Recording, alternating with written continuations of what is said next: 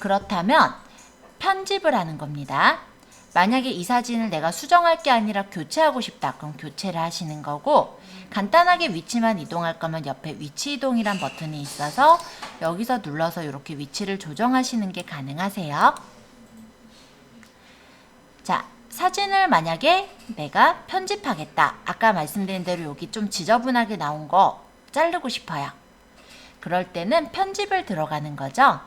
자, 편집이란 메뉴로 들어가 보면 아까 전에 얘기했던 스마트 에디터라는 창이 들어와지고, 여기에서 일단 자르기 회전을 이용해서 내가 나타내고 싶은 만큼을 잘라낼 수가 있는 겁니다.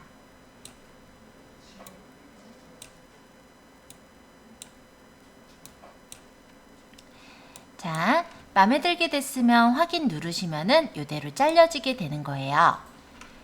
자, 그리고 이쪽에 모자이크 아까 얘기하셨던 거, 모자이크의 경우는 밑에서 픽셀을 설정할 수가 있고요. 만약 이 픽셀로 여기 사람이 있다라고 친다면 원으로 이렇게 사람 얼굴 부분을 가려주면 되겠죠? 2픽셀, 3픽셀 이렇게 픽셀 단위에 따라서 어느 정도 가려지는 게 다르니까 참고해서 보시면 될 것 같아요. 저는 여기는 사람이 아니기 때문에 X 눌러서 닫을게요. 자, 일단 저는 완료를 누르겠습니다. 그러면 사진이 완료가 돼서 올라가겠죠? 자, 그 다음에 요 밑에다가 이제 사진들을 좀 가져올 거예요. 우리가 글을 적고 사진을 쓰고 글 적고 사진 쓰고 이게 원래 기본이기는 하지만 글부터 적으려고 하면 뭐부터 적어야 될지를 모르겠는 경우가 되게 많으실 거예요. 그래서 저 같은 경우는 사진 먼저 쭉 올려놓고 그 다음 글을 쓰거든요. 그래서 사진을 한번 올려볼게요. 에디터 창 위쪽에 보시면 사진이라는 메뉴가 있습니다. 자, 요거를 누르면 사진을 추가할 수가 있어요. 그래서 내가 사진을 넣고자 하는 것을 선택해서 넣으시면 되겠죠? 저는 여기 처음부터 끝까지 요 사진들을 선택을 해서 열기를 해서 불러오도록 할게요. 그러면은 사진의 첨부 방식의 레이아웃을 선택할 수가 있는데요. 개별 사진과 콜라주, 슬라이드 이 세 가지 중에 선택이 가능합니다. 근데 개인적으로 제가 일단 추천드리고 싶은 방식은 개별 사진이 더 나아요. 왜냐면 우리가 이 블로그 포스팅을 읽으러 들어오는 사람들은 휠을 굴려서 내용을 보시겠죠. 그렇게 되면은 휠이 더 많이 굴려져서, 즉 내용을 더 오랫동안 볼 수 있는 거는 콜라주나 슬라이드처럼 사진이 뭉쳐져 있는 거는 아무래도 그냥 넘어가게 될 확률들도 있단 말이죠. 그래서 개별 사진을 저는 추천을 합니다. 자, 개별 사진을 누르면 업로드 준비 중입니다 라는 메뉴가 뜨고 8개 제가 고른 파일이 업로드가 되겠죠. 역시 이거는 지금 사진 파일이 좀 핸드폰으로 찍은 파일이라 조금 커요. 그래서 조금 시간은 걸릴 건데 기다려 보시면은 사진들이 올라가겠죠. 이따 사진이 올라가면은 사진을 조금 잘라내는 작업을 할게요. 일단 RC라는 거를 한번 설치를 해볼게요. 이거는 지금 제가 얘기 드릴 거는 우리가 동영상이 없을 때 로직상 사진하고 글만 있어도 일단은 올라가긴 하지만 저번에 아마 제가 PPT로 설명을 드렸겠죠. 사진, 동영상, 글 이게 세 개가 다 있는 게 당연히 더 상위 노출이 쉽다라고 했었죠. 그래서 만약에 내가 사진이 없을 때, 동영상이 없을 때 사진으로 동영상을 만들려면 RC라는 프로그램을 좀 설치를 해두시면 좋을 것 같아요. 한번 기왕 말 나온 김에 한번 설치해 볼까요? RC라고 치시면은 RC를 알툴즈에서 설치할 수가 있어요.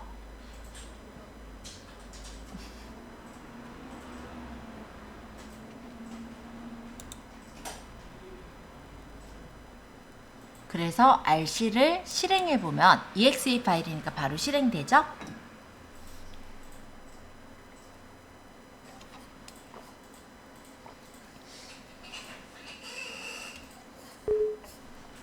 사실 저는 지금 동영상이 짤막하게 있기는 한데 일단은 동영상이 없으신 분들도 있을 거예요. 저 같은 경우도 그런 경우들이 있고. 그래서 RC를 가지고 동의, 설치 시작. 그래서 RC를 설치하실 때 조금 주의해 주셨으면 하는 건 이 밑에 부분. 이 R툴즈에는 은근히 제휴 서비스를 많이 설치를 해요. 얘는 좀 체크를 풀어주세요. 빠른 설치 눌러주시면 설치가 빨리 될 겁니다. 동영상 만드는 것 자체가 그리 어렵진 않으니까 포스팅 하는 중에 한번 살짝 해서 동영상 없으신 분은 한번 동영상도 올려보세요. 알송도 설치 안 할 거니까 체크 풀고 확인할게요. 그럼 RC는 다 설치가 됐겠네요. 자, 제가 이용할 게 이거예요. RC 동영상 만들기. 딴 거 필요 없고요. RC 동영상 만들기. 이거 쓸 거예요.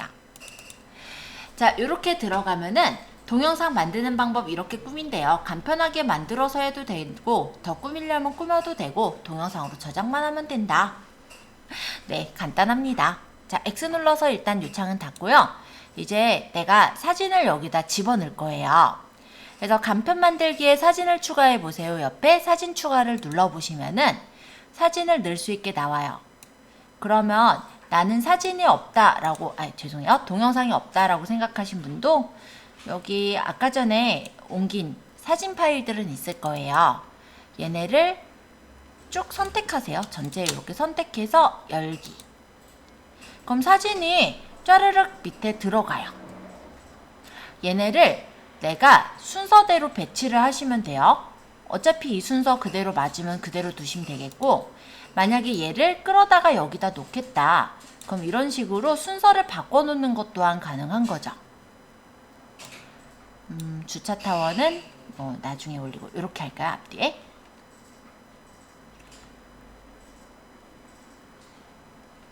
자, 여기까지만 해도 동영상이에요. 만들어진 어떤 동영상인데 여기에다가 음악을 넣을 수도 있어요. 그러면 내가 만약에 음악을 넣고자 한다면 플러스를 눌러서 내가 갖고 있는 음악 중에 넣으시면 됩니다. 근데 지금 영상에다 굳이 음악을 넣거나 할 필요는 없기 때문에 이거는 자율이에요. 넣으셔도 되고 마셔도 되고, 그죠? 자, 그 다음 사진 한 장당 재생 시간이에요. 뭐 이것도 내가 적당하게 주시면 돼요. 오프닝과 엔딩 화면을 내가 만들고 싶다면 적용하시면 앞뒤에 까만색 종이가 들어가면서 오프닝과 엔딩이 들어가는 거예요. 근데 굳이 넣을 필요 없으면 생략하면 돼요. 그리고 심플하게는 그대로 만들기 하시면 돼요. 근데 내가 만약에 기왕 만드는 김에 조금 꾸미고 싶어 라고 생각이 드신다면 위쪽에 상세 꾸미기가 있습니다. 자, 요거는 자막이나 디자인 효과를 더 넣을 수 있는 거예요.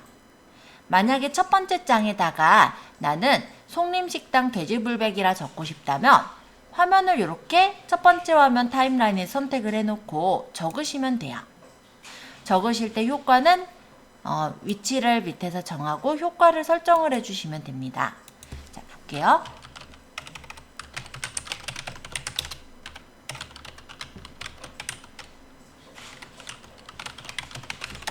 자, 이런 식으로 적었죠? 맑은 고데기 싫으신 분은 원하시는 채를 고르시면 되니까 마음에 드시는 채를 골라주시면 되겠고요. 개인적으로는 배달의 민족 도형체도 이쁜 것 같긴 해요. 근데 제 자리는 깔려있는데 여러분 자리는 안 깔려있을 거라서 요거는 있으신 것들 활용하시면 돼요. 나중에 이런 폰트 같은 경우도요. 무료 폰트 중에서도 예쁜 폰트들을 내가 많이 받을 수가 있거든요. 그런 것들도 알아두시면 조금 더 좋으실 것 같긴 합니다. 나중에 알려드릴게요. 일단 글씨체를 하나 골라서 개인적으로는 도연체가 더 마음에 드네요. 자, 여기 글씨 크기, 그 다음 이게 글씨 색깔. 네, 됐죠? 여기 T자가 붙은 거는 지금 이렇게 자막을 적었다라는 거예요. 그래서 이 밑에도 내가 자막을 적을 거면은 이런 식으로 적어주면 되시는 거고, 지금은 저는 첫 번째 장만 자막을 적을 생각이라서 이대로 두도록 할게요.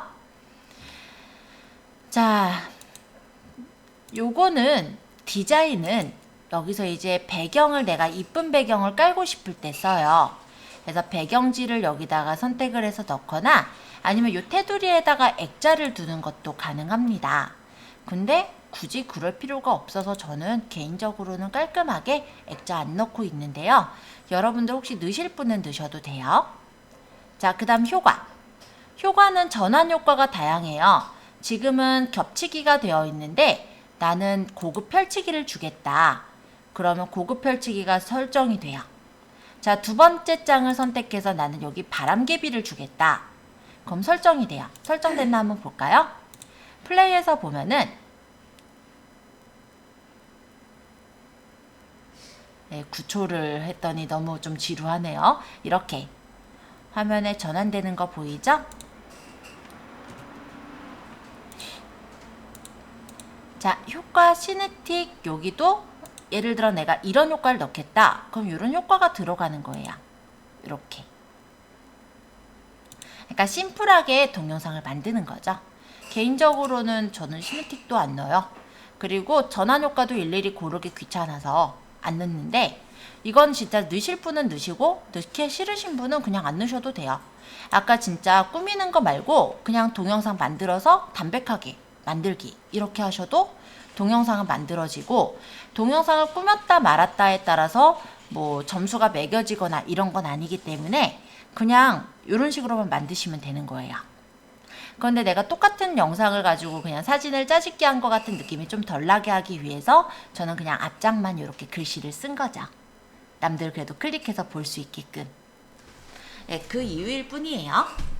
자, 그러고 만들기를 하면은 동영상이 만들어져요. 이름은 내가 알아보기 쉽게 적을게요. 건대 맛집 송림식당 돼지 불백. 그 다음 위치는 기본적으로 비디오 폴더로 가는데요. 변경하기를 눌러서 아까 바탕화면에 있는 즉 송림이라는 폴더 안에다 넣어놓겠다. 저장하면은 이렇게 동영상이 불러와지죠. 용도는 이 용도가 무엇이냐면요. 이 용도에 따라서 크기가 달라지거든요. 그래서 그냥 크기는 그냥 요대로 PC, TV용으로 두시면 돼요. 굳이 딴 거 고를 필요는 없어요. 뭐 품질도 꼭 고품질일 필요도 없어요. 그냥 이대로 하시면 돼요. 그래서 RC 워터마크 안 쓸 거니까 체크는 풀고 만들기를 하시면 됩니다. 그러면 동영상이 사진 가지고 그냥 뚝딱 만들어져요. 물론 우리가 그 전에 이제 뭐 비바 비디오라든지 여러 가지 사진을 동영상으로 만드는 프로그램을 배웠긴 했지만 그거는 우리가 실제 이제 모바일에서 조금 그래도 신경을 써야 되잖아요. 반면에 이 RC 같은 경우는 그냥 사진만 뭉쳐가지고 만들기만 하시면 돼요. 저는 조금 그래도 앞장을 꾸몄긴 했는데 그렇게 안 하셔도 되거든요. 그래서 간단하게 영상을 만들 수 있다는 점은 장점으로 쓰일 수 있을 것 같아요. 한번 동영상 열어서 보여드리면 이런 식으로 만들어진 거죠. 소리를 넣다 안 넣다 이거는 본인 마음대로 하시면 되고 그냥 이런 식으로 넣은 거예요. 그리고 내가 좀 더 공들이겠다. 그럼 요런 데다가 글을 적어도 되죠. 뭐 돼지불백 뭐 몇천 몇백 원 이런 식으로. 근데 저는 그렇게 하기 싫어서 그냥 이렇게 만들었습니다. 금방 만들죠?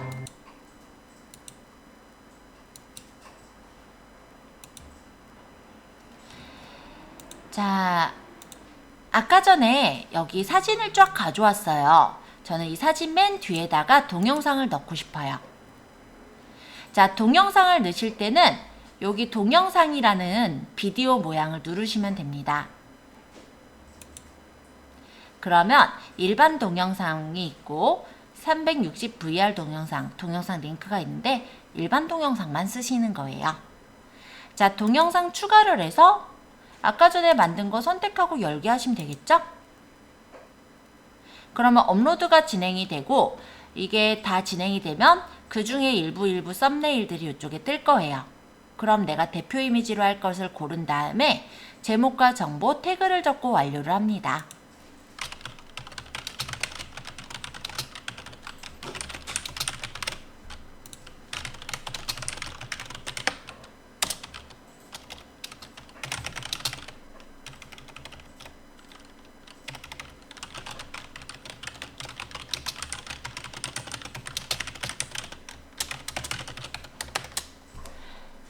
자, 이렇게 적다 보면요. 되게 웃긴 건 뭐냐면 제가 태그를 아까 안 적었잖아요.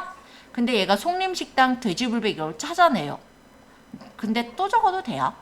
태그 추가해서 건대 맛집 또는 건대 송림식당 이런 식으로 태그를 추가를 해두시면은 얘는 동영상이라는 네이버에서 동영상이라는 곳이 있죠.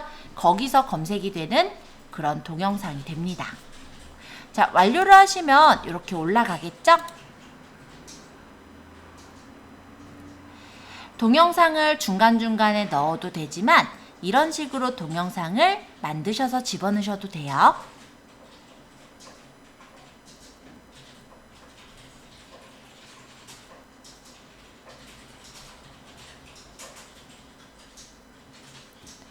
자, 이번에는 사진을 한번 수정을 해보도록 하겠습니다. 아까 전에 사진들을 다 올리셨을 건데요. 사진을 더블 클릭하시면 사진을 이렇게 수정할 수 있는 스마트 에디터 창으로 넘어와요. 저는 이쪽에 이제 핸드폰이랑 여기 이제 그릇을 빨리 빼는 이 부분을 자르려고 합니다. 그럼 자르기 회전을 이용해서 필요 없는 부분을 이렇게 잘라주시면 되겠죠? 이 정도 잘라도 괜찮을 것 같아요. 그럼 이렇게 해가지고 확인을 하시면 돼요. 그리고 이 사진 중에서 하나의 베스트 사진이 있다면 만약에 이 사진이라고 치죠. 이 사진을 자르기 회전에서는 1대1로 잘라서 이렇게 배치를 해주고 확인을 누르시면 되겠습니다. 조금 마음에는 안 들게 나오긴 했는데 이렇게 잘라서 가져오시면 돼요. 자, 1대1 사진을 자르는 이유는 예전에 제가 한번 말씀을 드린 적이 있을 텐데요. 예를 들어서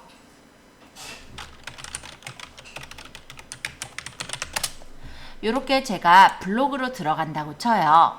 그랬을 때 이 앞에서 1대1로 자르지 않은 사진이 있다면 이렇게 좀 길쭉하게 나오거나 넙죽하게 나와요. 그랬을 때 사진이 꽉 차서 보이지 않아서 조금 좀 덜 이쁘기도 하죠. 그리고 만약에 세로 사진은 이렇게 나오네요. 그죠? 근데 이렇게 1대1로 자른 사진은 깨끗하게 이렇게 다 채워져서 나오거든요. 그래서 1대1 사진이 가로나 세로로 되어 있는 사진보다는 대표 사진으로 놓았을 때 이쁘게 보여요. 그래서 대표 사진으로 쓰실 만한 하나의 사진을 1대1로 자르게 되는 거예요. 자, 요거 자른 거는 지금 그래서 이용을 한 거예요. 그리고 얘네들이 크기가 너무 크기 때문에 내가 어떤 수정 작업을 할 때 시간이 너무 오래 걸리실 거예요. 그래서 크기를 좀 조절을 해 보겠습니다. 지금 크기를 보니까요. 얘네들 사이즈가 지금 3000 픽셀, 1688 이렇게 지금 이렇게 있는 거거든요. 그러다 보면 실제로 블로그에서 볼 때는 어차피 축소가 돼서 보이는데 작업할 때만 시간이 되게 오래 걸리게 되는 그런 경우가 생겨요. 그래서 또 작업만 하는 게 문제가 아니라 나중에는 이런 이미지 서명 같은 걸 이런 데 박아놓기도 하실 텐데요. 이미지 서명을 넣는다라고 했을 때 이 사진 자체가 큰 게 줄여져서 나오다 보니까 이미지 서명이 원래 사이즈로 나오는 게 아니라 되게 조그만하게 그렇게 나오게 되거든요. 그래서 얘네들 크기를 조금 적당하게 줄이시는 걸 좀 추천을 해요. 물론 사진 크기가 크면 더 좋긴 한데 우리가 편집이 힘드니까.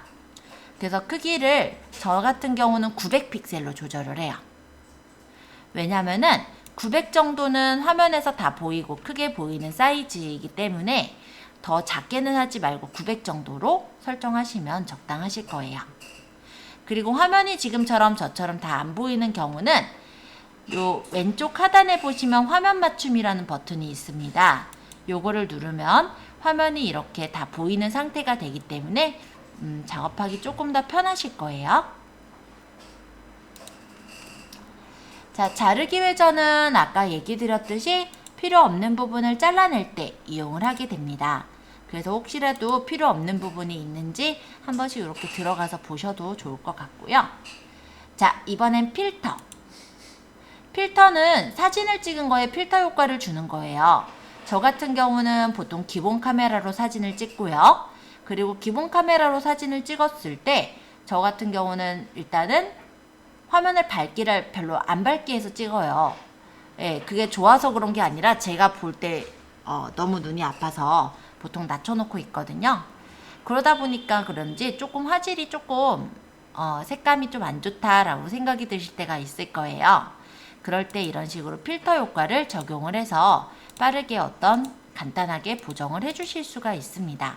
그리고 필터가 너무 과하게 들어갔다 싶으시면은 하단에 필터 효과는 적절하게 조절이 가능하세요. 그러고 만약에 이대로 하면은 이 사진에만 적용이 되는 건데 모든 사진에 다 적용하고 싶다면 옆에 모든 사진을 누르시면 여기 있는 모든 사진에 이 필터가 적용돼서 나오겠죠? 그리고 사진이 있을 때 그 사진을 내가 보정을 하고 싶다면 보정이라는 부분에서 밝기나 채도, 선명도가 같은 색감을 보정을 해주실 수가 있습니다.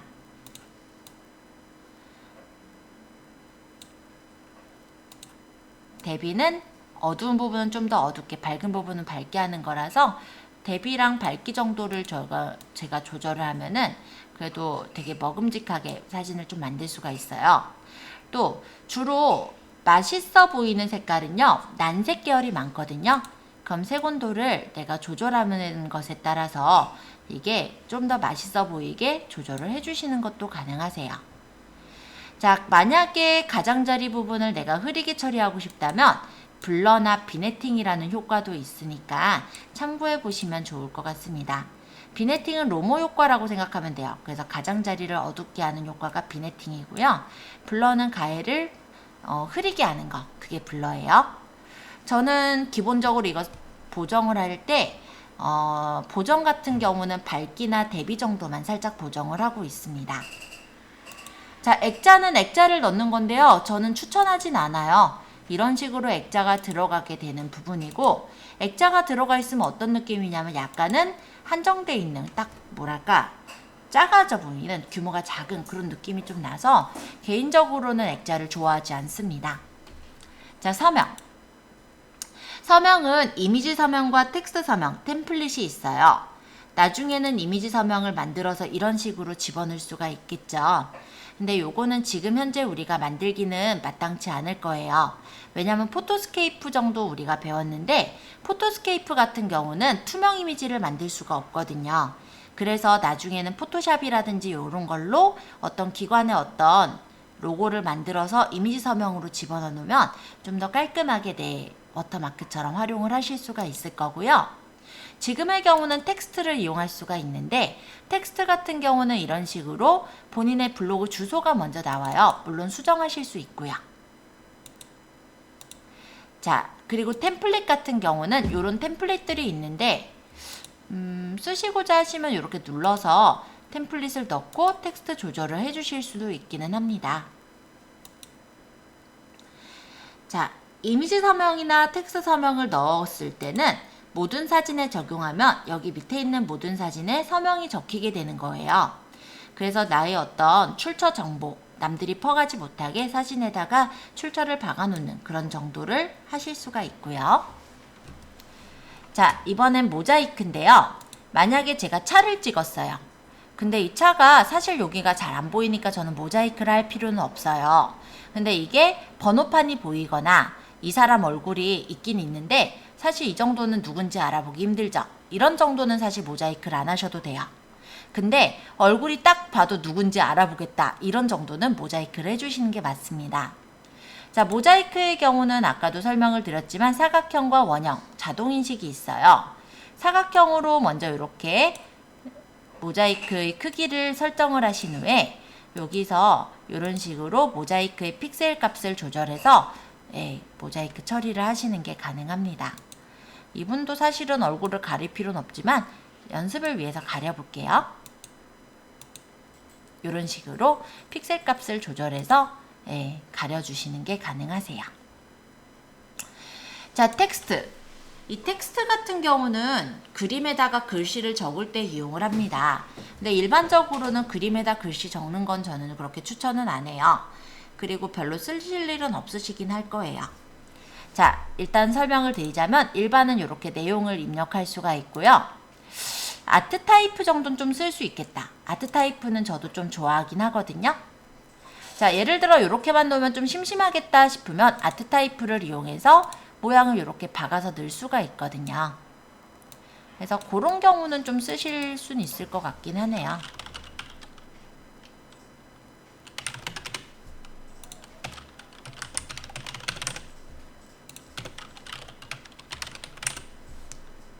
예를 들어 이런 식으로 적어서 이렇게 사이즈를 맞춰서 두시는 그런 정도는 가능하겠죠?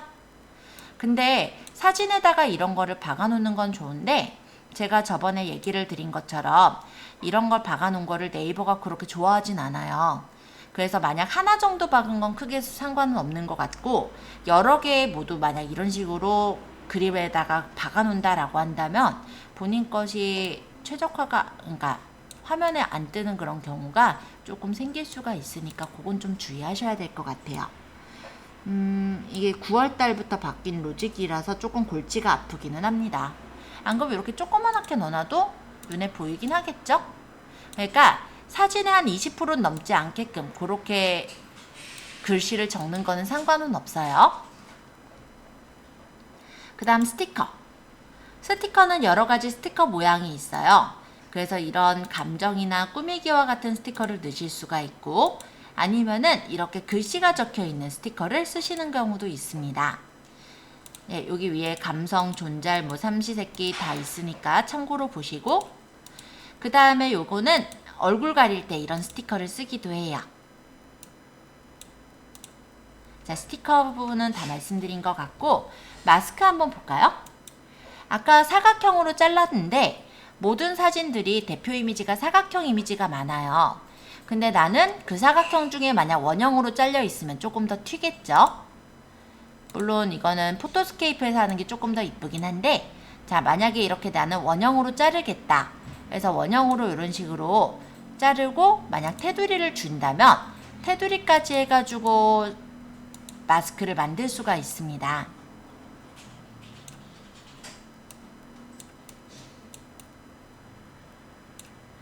자, 만약 이렇게 만들고 완료를 한다면 이런 식으로 모양이 만들어지겠죠? 완료해 볼게요.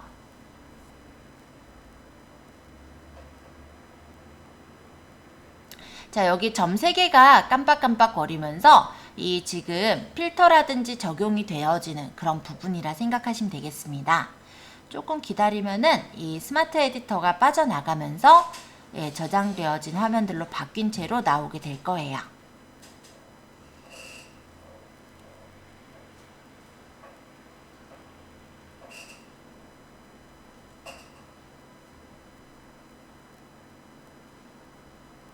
네, 사진들이 모두 다 바뀌어져서 들어왔어요. 아까 1대1로 자르고 마스크까지 이렇게 적용했던 앤데 얘는 제가 끌어다가 위로 올릴 거예요. 그럼 이렇게 사진을 누르면서 끌어다가 놓으면은 이런 식으로 사진의 위치를 바꾸실 수가 있으세요. 그리고 사진과 사진을 붙이는 것도 가능한데 보통은 가로 사진보다는 세로 사진으로 했을 때 만약 이 사진을 옆에다 붙이고 싶다.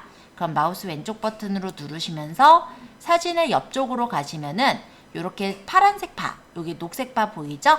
이런 식으로 붙일 수가 있어요. 사진은 총 3개까지 옆으로 붙일 수가 있게 되어 있습니다. 다만 이렇게 3개를 붙였을 때 글쎄요, PC에선 좀 보이겠죠? 근데 이게 오른쪽 하단에 보시면 PC 화면이 있고 모바일 화면이 있어요. 모바일 화면 같은 경우는 굉장히 작아서 사실 이렇게 3개 붙여놓으면 눈에 안 띄어요. 그래서 개인적으로는 이런 식으로 붙일 거면 세로 사진 2개 정도 붙이는 건 괜찮을 것 같고요. 이렇게 3개까지 붙이면 잘 안 보이니까 그거 좀 감안을 해주셨으면 해요. 뭐 3개 붙인다고 점수를 더 주는 것도 아니고, 그죠? 자, 떼내고자 할 때는 얘를 클릭해서 일단 이동부터 얘기할게요. 얘를 이동할 거면 끌어다가 이렇게 이동하시면은 그룹으로 이동이 되기도 해요. 그리고 떼낼 때는 다시 한번 얘를 클릭하면 얘가 선택이 되죠? 이때 떼내면 이렇게 편하게 떼내 주실 수가 있습니다. 자, 사진의 순서를 배치를 할 거니까 마찬가지로 끌어서 이렇게 배치를 할게요. 저는 송림식당 먼저 와서 여기 이제 고기 놔진 거, 그 다음에 이거를 앞에다 놓을까 뒤에다 놓을까 고민 좀 하고요. 자, 이런 식으로 해서 만들 거예요.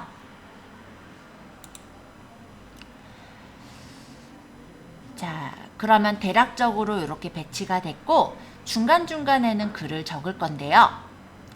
자, 아까 전에 우리가 사각형으로 자른 이 사진이 대표 사진으로 만들고자 한다면 이 사진을 선택하시고 위쪽에 대표라는 버튼을 눌러주세요. 만약에 이걸 누르지 않은 상태라면 제일 처음에 사진을 넣었던 커버 이미지가 대표 사진이 됩니다.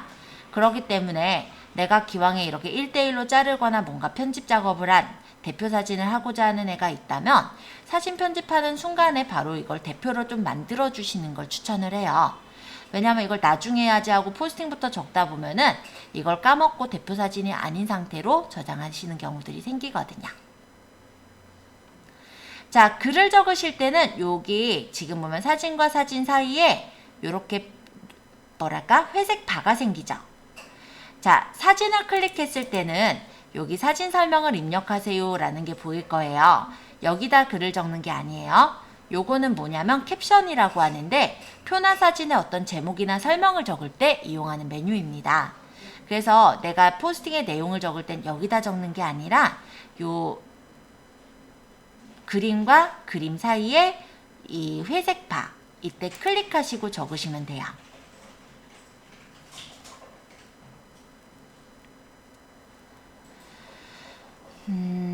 자, 여기까지 아직 어렵진 않죠?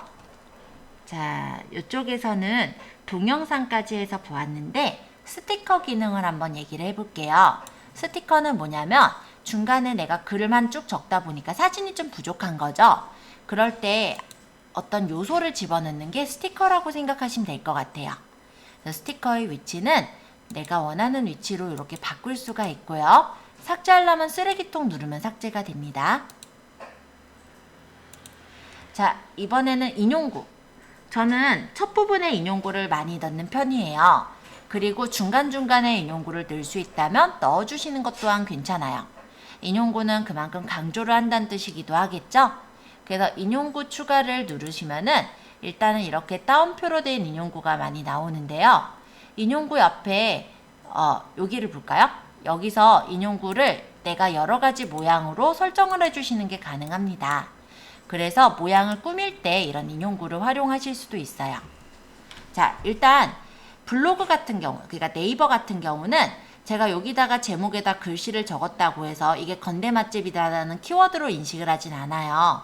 그렇기 때문에 저는 요 밑에다가 이 내용을 조금 가공을 해서 그대로 쓰진 않을 거고 약간 가공을 해서 인용구를 만들 거예요.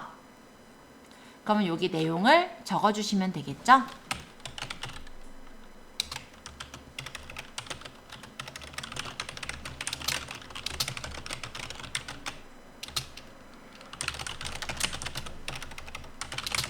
뭐 예를 들어 이런 식으로 적고 써도 괜찮겠죠? 이렇게. 자, 여기서 이 부분은 인용구의 문구인데요. 인용구의 글씨체가 지금 글자 크기가 19포인트로 돼 있죠. 내가 더 크게 하고 싶으면 크게도 가능하시고, 일단 인용구가 지금 기울임이 들어가 있어요. 그럼 기울임을 풀겠다. 그럼 기울임도 풀 수가 있습니다. 그리고 진하게도 할 수가 있고, 인용구에 대해서 내가 만약에 이 건대 돼지불백 맛집이라는 부분을 파란색으로 나타내겠다 또는 빨간색으로 나타내겠다 하면은 글자 색깔을 바꿔주시는 것 또한 가능하세요. 이런 식으로 꾸며서 넣을 수가 있는 거죠.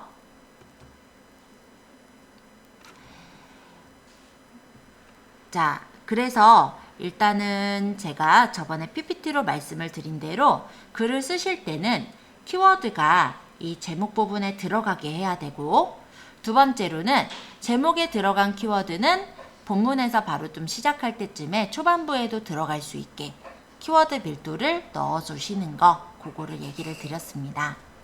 자, 그래서 요 밑에다가는 이제 또 적어볼 건데요. 가끔 보면은 여백이 되게 없이 적으시는 분 있어요. 너무 바짝 붙어서 적을 때는 실제로 우리가 모바일로 보거나 실제 이제 PC 화면으로 볼 때 너무 적어 보이는, 뭐랄까, 너무 답답해 보이는 그런 느낌이 날 수도 있거든요. 그래서 일단은 우리가 포스팅을 할 때는 약간은 좀 여백을 엔터를 쳐서든 좀 띄워놓고 쓰시는 걸 추천하겠습니다. 자, 여기에서 이제 적어보죠.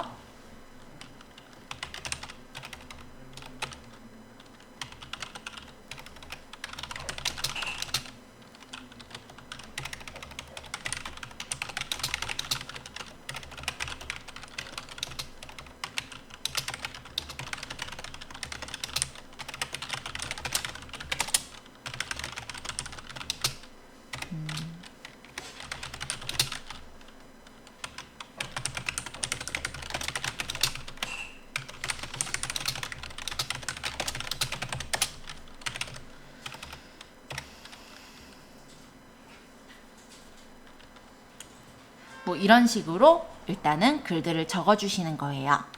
좀 생략하고 나머지 얘기 좀 할게요. 자, 저는 이 송림식당에 찾아오는 그런 길도 좀 설명을 해주려고 해요. 그러니까 장소에 대한 걸 맨 밑에다 첨부하는 경우도 있지만 장소에 대한 걸 중간에 첨부를 시키기도 합니다.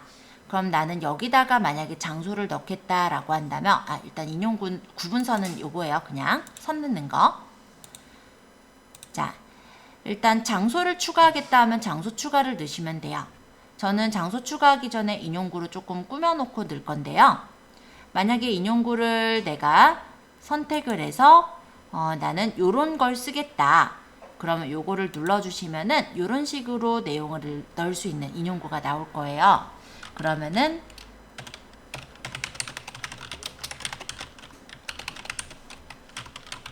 뭐 이런 식으로 해서 넣고 여기다가 장소를 집어넣을 수도 있겠죠? 아니면 뭐 송림식당 뭐 가격 아니면 운영시간 요렇게 넣어도 괜찮을 것 같아요. 아니면은 운영시간이나 그런 걸 정리하실 거면은 인용구 중에서도 요런 모양들이 있어요. 포스트잇 같은 거 요런 거로 해가지고 예를 들어 건대 송림식당 운영시간 그래서 운영시간이 제가 정확하게는 모르니까 아까 전에 찾았던 거를 한번 보도록 하죠. 송림식당 쳐보면 식당 자체의 운영시간이 나오겠죠?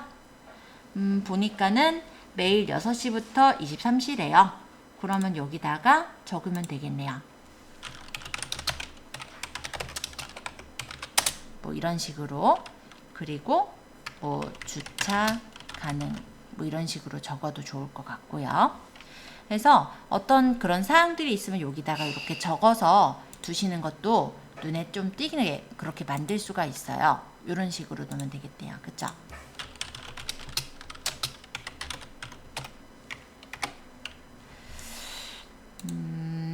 일단 꾸미는 부분에서는 그래서 인용구를 쓰시는 것 또한 깔끔하게 꾸밀 수가 있을 겁니다. 글씨체도 조금 조절해서 이렇게 크게 만들게요. 그리고 장소를 집어넣을 때 여기서 장소를 눌러서 집어넣을 수가 있는데 여기다 장소명을 입력을 하면은 장소가 찾아질 거예요. 송림식당 이렇게 쳐보면 되게 많네요. 여기겠죠? 자양동에 있으니까. 그럼 여기를 추가해서 넣고 확인을 하면은 송림식당 근처가 이렇게 찍혀서 보여요. 근데 이거를 이렇게 넣으면 좋은 점이 뭐냐면 우리가 PC에서는 그냥 이렇게 구경해서 볼 수가 있어요. 이걸 늘려서 보거나 아니면 줄여서 보거나. 근데 모바일에서는 이 송림식당이란 상호로 내비게이션으로 해서 찾아가게 하거나 아니면 전화로 연결까지도 될 수 있어서 이렇게 지도를 넣는 쪽을 많이 추천을 하죠.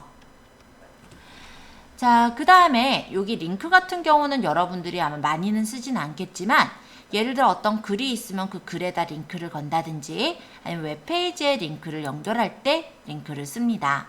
그래서 URL을 여기다가 예를 들어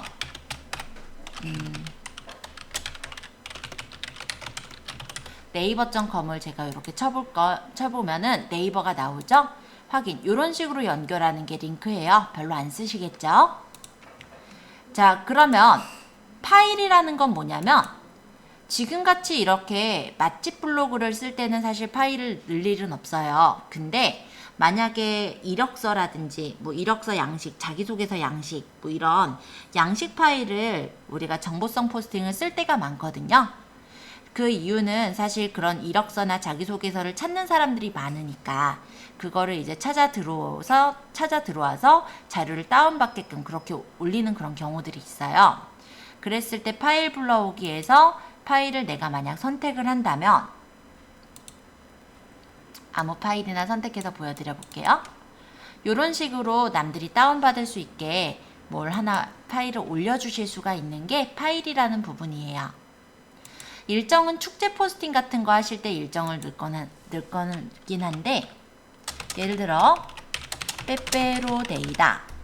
그러면은 시작일이 2019년 11월 11일 해서 종일 뭐 장소랑 URL 있으면 그대로 넣고 확인하면 이런 식의 일정이 들어간다라는 거예요. 이거는 그래서 어떤 축제 행사 포스팅 하실 때 그때는 간혹 쓰시겠지만 아마 이런 맛집 포스팅에는 어울리진 않을 겁니다. 지금 얘네 두 개는 지금 설명이 끝났으니까 삭제할게요. 그리고 요거는 소스 코드인데 여러분들은 아마 쓰실 일은 없을 거예요. 요거는 뭐냐면 가끔 이제 그 프로그래밍 하시는 분들이 본인의 블로그를 작성하시는 경우에 이런 식으로 소스 코드를 알려주고 싶어 하시는 분들이 있어요. 이거는 적으실 필요는 없어요. 제가 어떻게 보이는지만 적어서 보여드리려고 하는 거니까.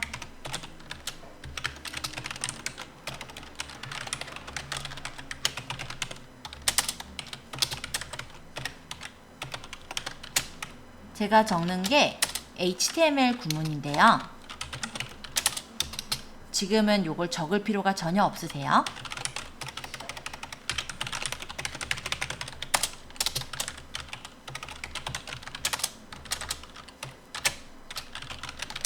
자, 이런 식으로 어떤 코드를 적었다 했을 때 이게 이쁘게 보이게 해주는 거예요, 그냥. 자, 이런 식으로 또는 이런 식으로 해서 C언어나 이런 것들 보면은 이런 어떤 코드를 설명해 놓는 부분들이 있죠? 그거 하려고 소스 코드라는 걸 넣어놓은 거지 여러분들이 쓰실 일은 없으세요. 지울게요.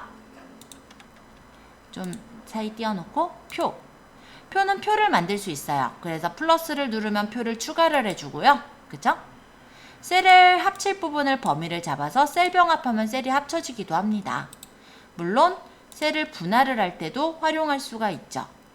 근데 저는 이것도 표를요 이런 식으로 만들진 않으셔도 되세요.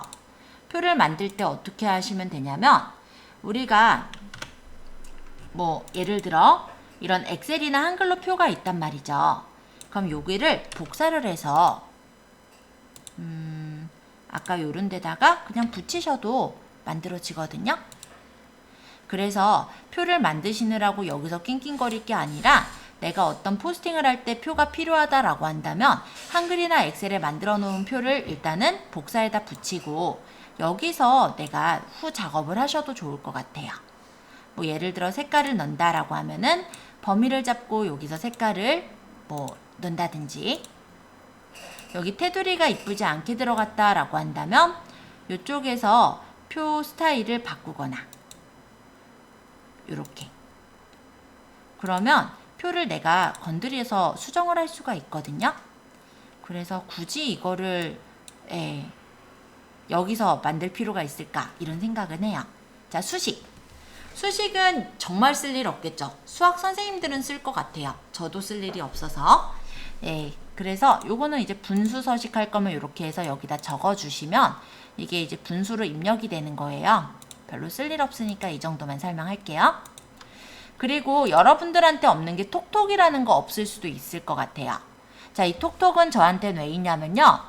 만약에 내가 이 톡톡 같은 경우는 상담 창구를 만드는 건데 여기다 톡톡 추가를 해서 확인해 놓으면 궁금할 때 톡톡하세요 라는 버튼이 만들어지고 사람들이 블로그를 읽다가 궁금하면 톡톡을 눌러서 질문을 하면은 내 핸드폰에 만약에 모바일 블로그가 설치가 돼 있다면 또는 톡톡이 설치가 돼 있다면 핸드폰으로 그 톡톡에 대한 질문 내용이 오고 내가 바로 답변을 해줄 수 있는 시스템이 되거든요.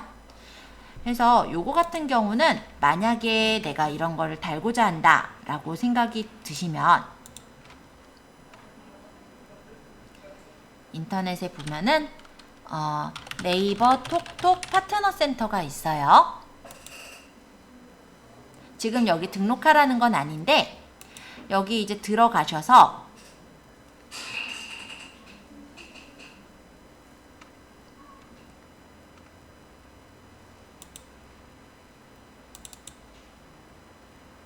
여기서 파트너 센터를 신청하는 게 있습니다. 시작하기 있죠? 요거 해가지고 내가 파트너 센터를 만약에 등록해 놓으면 검수를 하루 거쳐서 이 네이버 톡톡을 연결해서 쓸 수 있게 되는 거예요. 그래서 혹시 나는 이거를 좀 달고 싶다 하시는 분은 네이버 톡톡 파트너 센터를 네이버에서 치시고 그거를 한번 정보를 넣어가지고 일단 검수 신청까지만 그렇게 한번 해보시면은 그 다음부터는 이런 식으로 톡톡 링크가 연결되게 해주실 수가 있을 겁니다. 자, 이 위쪽의 메뉴들은 쭉 설명을 드렸는데 여기 있는 이 글씨에 대한 메뉴를 조금만 더 설명을 하고 그 다음 글감과 라이브러리 템플릿에 대해서도 마저 설명할게요. 자, 글씨를 적었을 때 내가 일부를 수정하겠다라고 한다면 일부를 이렇게 블럭 지정하시고 나서 이렇게 펼침 단추가 나온 거에서 수정을 해주실 수가 있어요. 그래서 여기선 글씨체, 얘는 글씨 크기, 얘는 글씨에 대해서 진하게 할지 기울임 할지, 글씨 색깔, 얘가 이제 이 부분을 인용구로 변경할 때 쓰시는 메뉴. 그 다음 얘가 정렬 방식이죠. 그래서 이런 식으로 정렬이나 수정을 해주실 수가 있고요.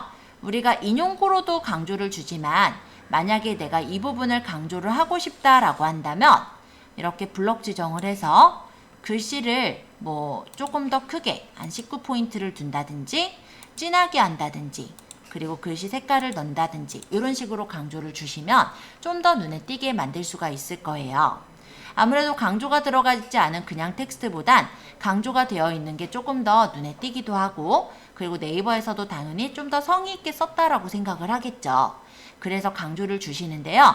강조를 내가 열심히 줘야지 라는 생각으로 빨주노초 파나 뭐 다 색깔을 섞어 놓으면은 정신이 하나도 없어요.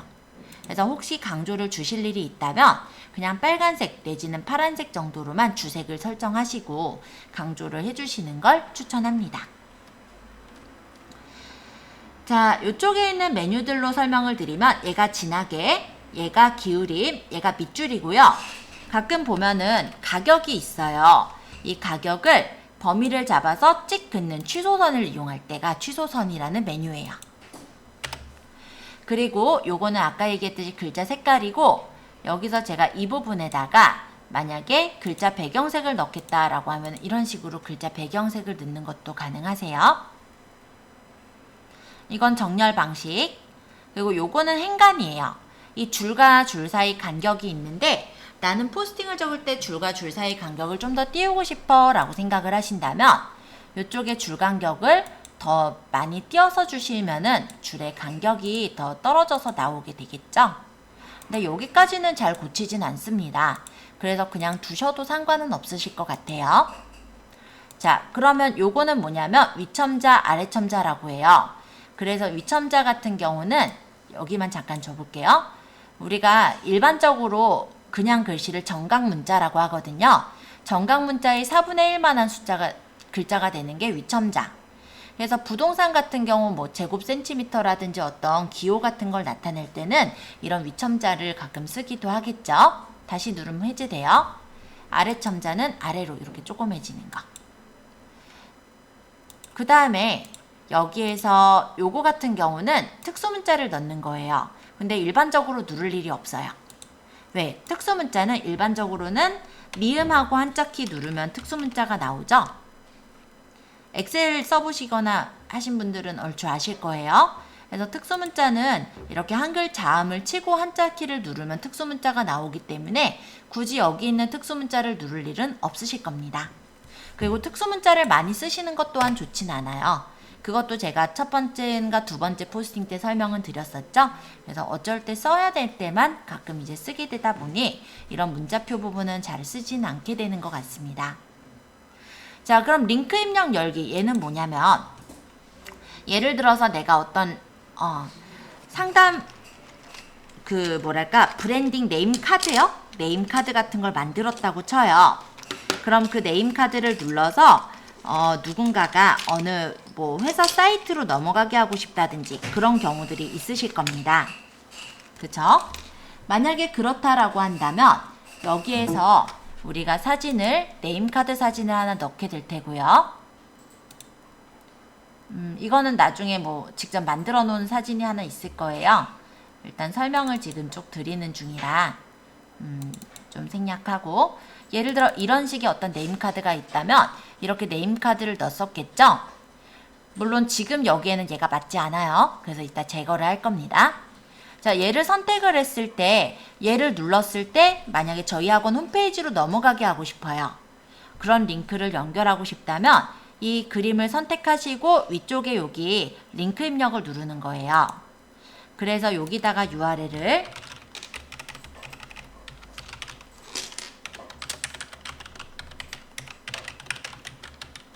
이런 식으로 넣었다면 아무런 표시가 뜨지는 않지만 나중에 이 부분에 포스팅의 링크를, 여기 있는 글씨를 눌렀을 때, 이 그림을 눌렀을 때 아까 전에 하이퍼링크를 걸어놓은 그 웹사이트로 넘어가게 되는 걸 보실 수가 있을 겁니다.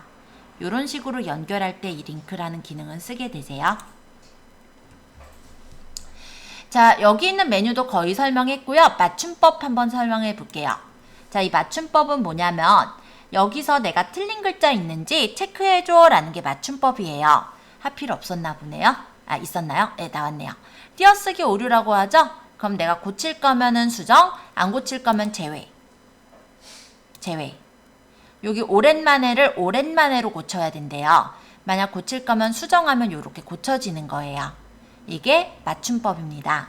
그래서 맞춤법 같은 경우는 내가 고쳐서 이용하실 거면은 이런 식으로 맞춤법을 확인해 주시면 되겠고요. 아니면은 고치지 않을 거면은 고치지 않은 채로 저장을 하시면 되겠죠? 자, 일단은 완료하면 그대로 내가 수정한 대로 고쳐졌어요. 자, 이쪽에 있는 메뉴들은 다 얘기했으니까 이제 이쪽에 있는 메뉴를 좀 더 설명을 하겠습니다. 자, 글감이라는 건 무엇이냐면 얘를 누르면 글감 검색이라고 나와요.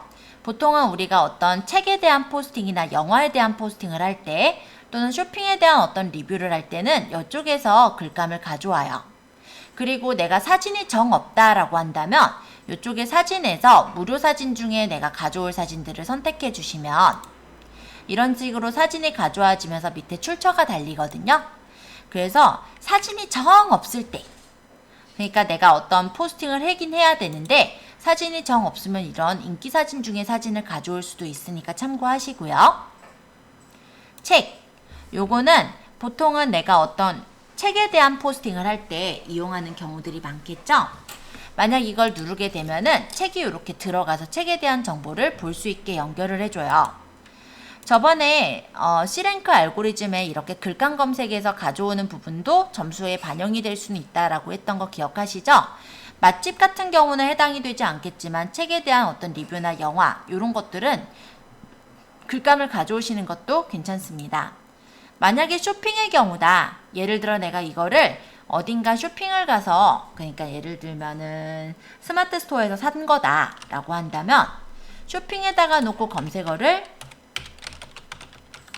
이렇게 적어보면은 이런 식으로 검색이 돼서 나와요. 요건 다 저희 학원에서 연습한 거예요. 자, 이렇게 눌러보면은 이렇게 글감이 이렇게 들어가서 나중에 이 포도 비누를 사러 링크 타고 들어갈 수 있게 연결을 지어주는 게 바로 이런 글감에서도 가능하세요. 자, 글감은 다 설명했고요. 그 옆에 라이브러리 설명하겠습니다. 자, 이 라이브러리는 뭐냐면 내가 이거를 적다 보니까 이쁘게 꾸미기가 어려운 거예요. 그래서 라이브러리 그거 아니에요. 죄송해요. 라이브러리는 여기 사진들 있죠. 사진들이 이렇게 들어가 있는 거예요. 근데 제가 아까 막 지운 사진은 이런 식으로 짝대기가 그어져 있을 겁니다. 만약 이 사진을 쓸 거면 끌어다가 넣으시면은 아직은 버려지지 않은 사진이기 때문에 이렇게 가져와서 쓸 수가 있는 거예요. 그런 걸 라이브러리라고 해요. 만약 여기서 X 눌러 제거할 수도 있고요. 자, 이번엔 템플릿 볼게요. 템플릿은 아까 제가 조금 얘기했듯이 내가 만약에 어떤 모양을 내려고 하는데 어떻게 내야 될지 되게 어렵다라고 한다면 네이버에서는 이러한 템플릿들을 제공을 해주고 있습니다. 그래서 이 템플릿을 하나 가지고 온 다음에 사진은 내가 원하는 사진, 내가 찍었던 사진으로 갈아치기를 하는 게 이런 템플릿이에요. 지금 만약에 제가 이걸 누르면 작성 중인 내용을 임시 저장하고 선택한 문서를 불러오겠습니까? 라고 묻는데 확인 눌러볼게요. 그러면 지금 내용은 임시 저장이 돼서 저장이 됐을 거고요.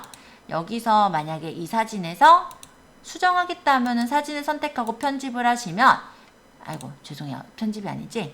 교체를 하시면 내가 원하는 사진으로 바꿔치기를 할 수가 있는 거예요. 아시겠죠?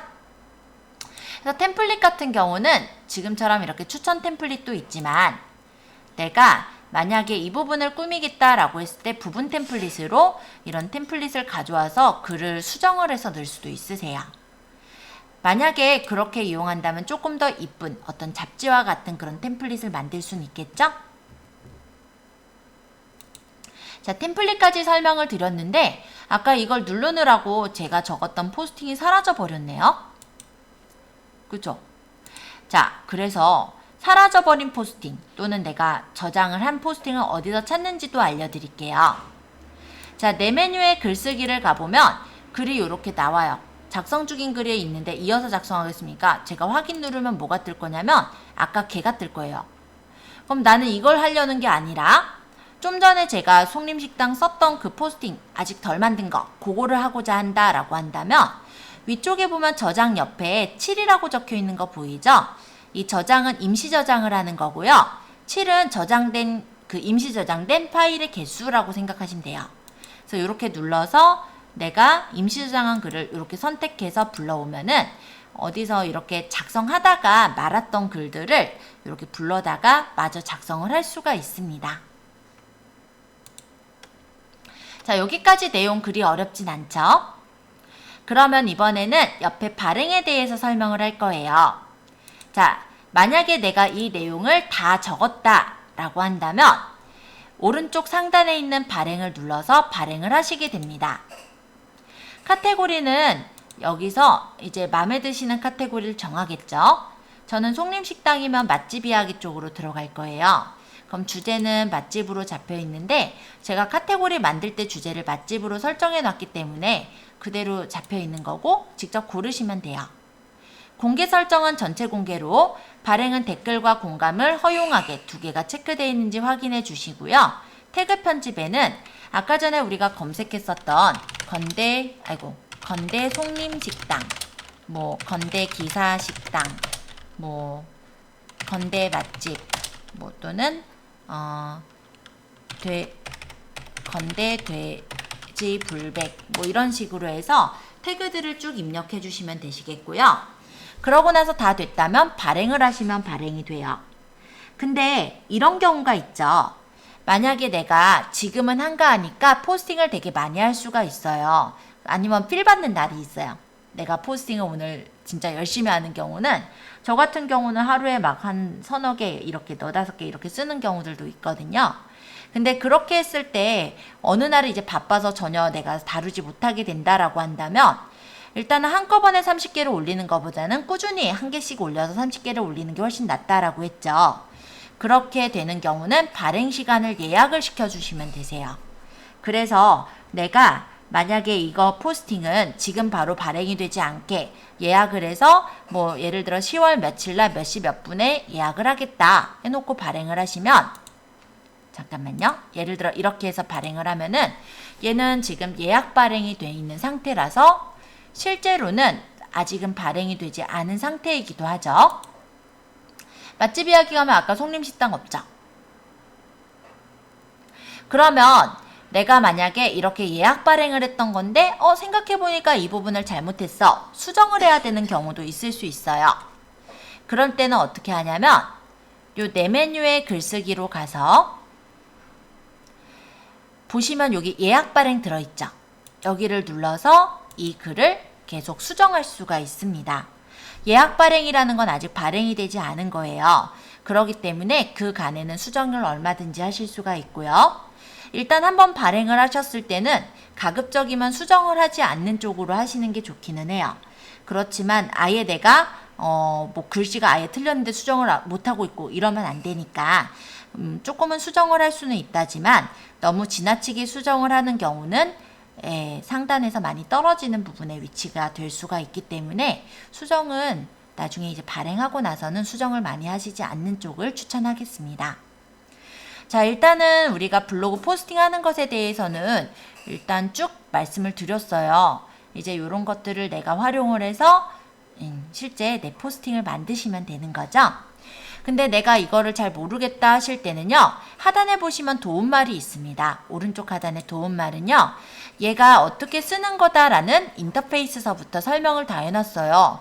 그리고 내가 만약에 엑셀이나 한글과 같은 것도 단축키가 있듯이 여기도 이렇게 단축키가 있어서 이런 단축키들을 보고 싶다라고 할 때도 활용을 하실 수는 있습니다.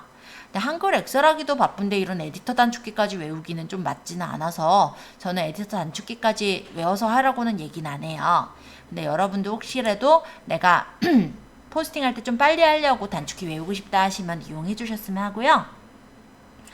여기에는 첨부하는 부분들도 쭉 설명이 다 돼 있어요. 제가 얘기한 것들이 다 이렇게 종류별로 설명이 다 되어 있기 때문에 만약에 좀 시간을 조금 들여서 하나씩 내가 확인하면서 포스팅을 하고 싶으시다라고 할 때는 이런 부분들의 도움말을 참고해서 보시는 것도 좋은 부분일 것 같습니다. 네, 이런 부분에 설명을 조금 드렸고요. 혹시 이 이외에 이제 궁금하신 부분들은 질문을 좀 받으면서 작업을 할 거예요. 그리고 이쪽에서 하나 또 저는 사실 안 썼으면 좋겠는데 가끔 쓰시는 메뉴가 있어요. 물론 화려해는 보여요. 자, 이쪽에서 제가 이 대표 사진을 하나 선택하고 있을 때 뭐가 뜨냐면 이런 게 보일 거예요. 자, 이거는 작게, 얘는 문서 너비에 맞춰서 늘리는 거예요. 근데 이렇게 늘려놓으면 좀 징그럽지 않아요? 그래서 개인적으로는 좀 작게 하시는 걸 좀 추천하고요.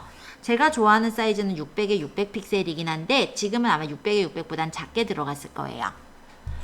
자, 요것도 많이 이용하시지만 요것도 많이 이용하시더라고요.